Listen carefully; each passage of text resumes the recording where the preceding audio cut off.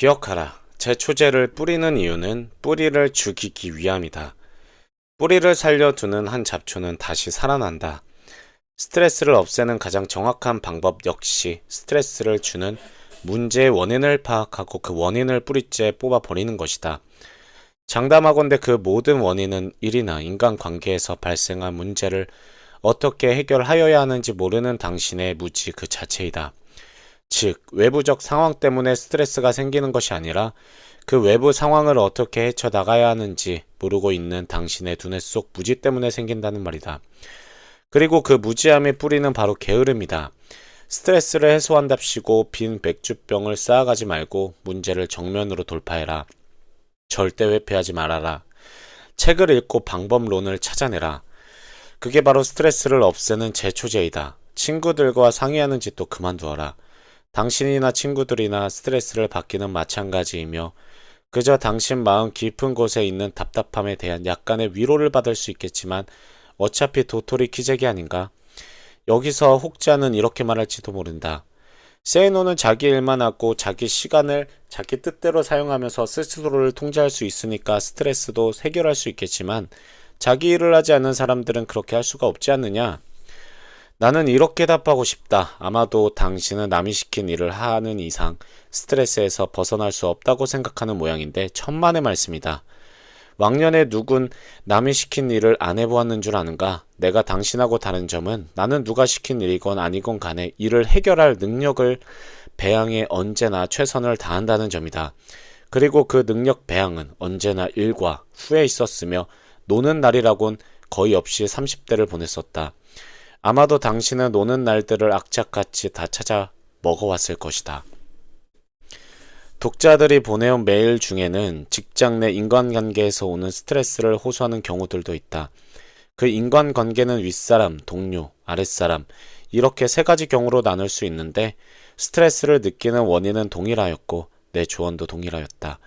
왜 속으로 삭히려고 기를 쓰면서 열받는가? 상급자 하급자 관계없이 당신이 느끼는 것을 뜸들이지 말고 술 먹지 말고 커피 한 잔 같이 하면서 내게 보냈던 메일 내용 그대로 솔직히 이야기하느라. 이때 반드시 상대방이 하는 말도 인내심을 갖고 경청해라. Fuck you money를 봐라. 결국 스트레스는 문제를 해결하면 없어지는데 아무리 방법을 모색하여 보아도 해결책이 보이지 않았을 때가 있을 것이다. 나는 독자들이 생각하는 수준보다 훨씬 더 많은 문제들에 부딪히며 살아왔고 지금도 그렇게 살고 있으므로 나에게 그런 경우가 상당히 많이 있지 않았을까? 하지만 침대에 누우면 5분에서 10분 안에 그것도 에스프레소 커피를 하루에 15잔 정도 마시지만 잠이 든다. 풀지 못한 문제가 거의 없었기 때문이다.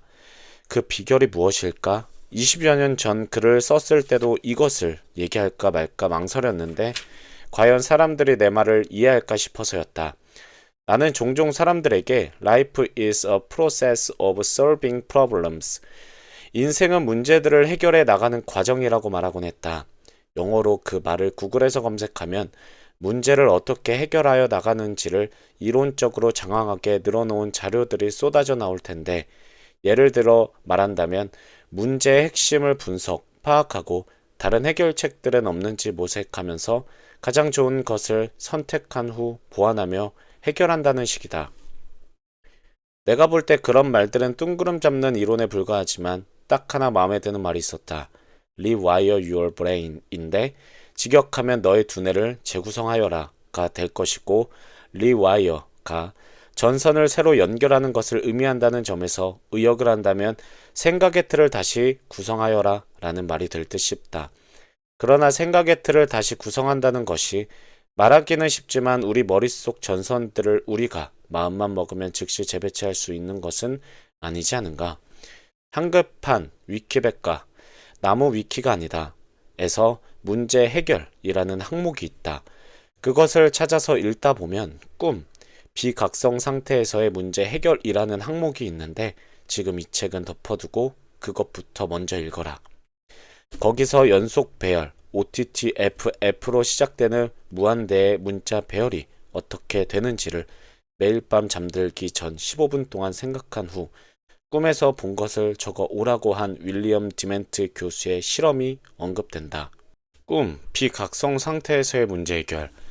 문제 해결은 각성의식 상태가 아니어도 발생할 수 있다. 꿈속에서 문제를 해결한 과학자나 공학자가 많다. 재봉틀 발명가 엘리아스 호우는 꿈에서 재봉틀에 들어갈 실패의 구조를 알아냈다.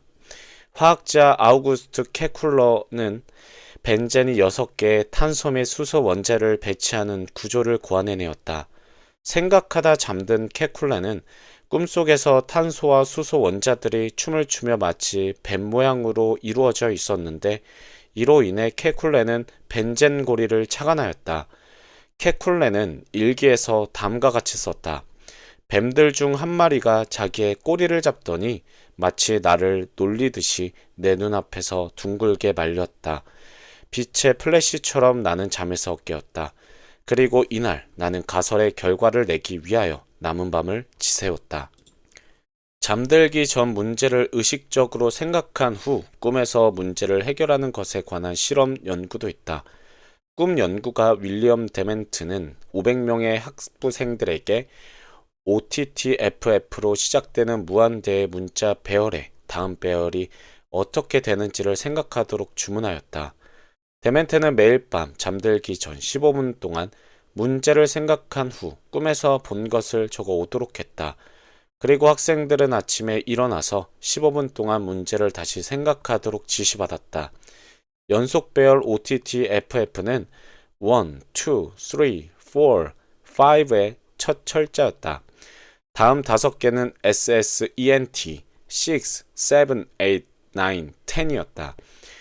일부 학생은 꿈속에서 문제를 해결하였다. 한 학생은 다음과 같은 꿈을 꾸었다. 나는 한 미술관 안에 서서 벽에 있는 그림들을 바라보았다. 홀을 걸어다니면서 그림들을 세어보았다. 하나, 둘, 셋, 넷, 다섯. 6번째와 7번째 그림에 이르자 그림들이 액자틀에서 뜯어져 나왔다. 빈 액자틀을 바라보면서 어떤 미스테리가 곧 풀릴 것 같은 묘한 감정을 느꼈다. 갑자기 6번째와 7번째 공간은 문제의 해결책이라는 것을 깨달았다. 500명 중 87명이 문제에 관한 꿈을 꾸었으며 53명은 직접 관련되어 있는 꿈을, 34명은 간접적으로 연관된 꿈을 꾸었다. 꿈을 꾸고서 문제를 해결한 53명 학생 가운데 7명만이 의식적으로 답을 알고 있었다. 나머지 46명은 답을 몰랐다고 생각했다.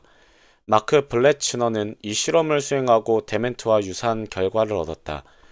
블래치너는 문제 해결을 시도할 때 꿈으로부터 답안이 명확해지는 꿈을 꾸지만 꿈이 문제를 해결하는 방식을 깨닫는 경우는 드물다는 것을 발견하였다.